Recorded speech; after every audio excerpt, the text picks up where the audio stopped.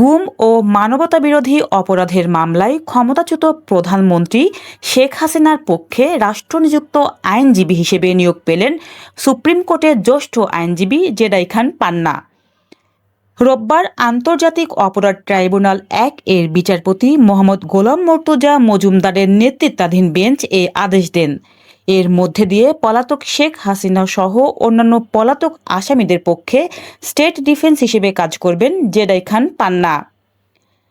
Jedi খান পান্না বর্তমানে আইন ও সালিশ কেন্দ্র আসকের চেয়ারপারসন। তিনি আগেও শেখ হাসিনার পক্ষ নিয়ে মামলা লড়াই করার ইচ্ছা প্রকাশ করেছিলেন, তবে তখন ট্রাইব্যুনাল তার আবেদন গ্রহণ করেনি। এই দিন আদালত শেখ হাসিনার শাসনামলে গুম ও নির্যাতনের অভিযোগে দায়ের করা দুটি মামলায় মোট ৩০ জনের বিরুদ্ধে অভিযোগ গঠনের শুনানি ৩ ডিসেম্বরের জন্য ঠিক করেন।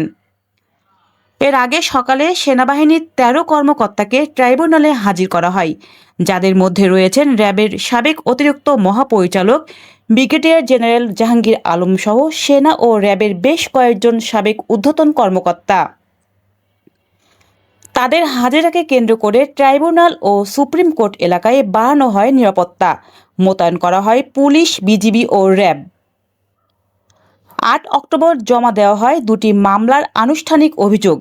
একটিতে টিএফআই সেলে বন্দীদের নির্যাতনের অভিযোগে ১৭ জনকে, অন্যটিতে জয়েন্ট ইন্টারোগেশন সেল অর্থাৎ আয়নাঘরে গুমের অভিযোগে ১৩ জনকে আসামি করা হয়।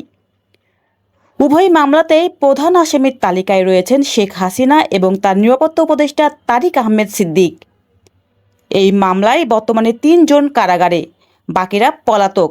গুম ও নির্যাতনের অভিযোগ নিয়ে এই দুটি মামলার পরবর্তী শুনানি এখন সব পক্ষের নজর কাড়ছে।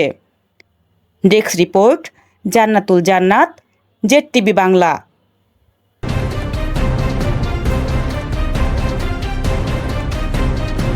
জেড-টিভি বাংলা, নতুন ভাবনায় প্রতিদিন।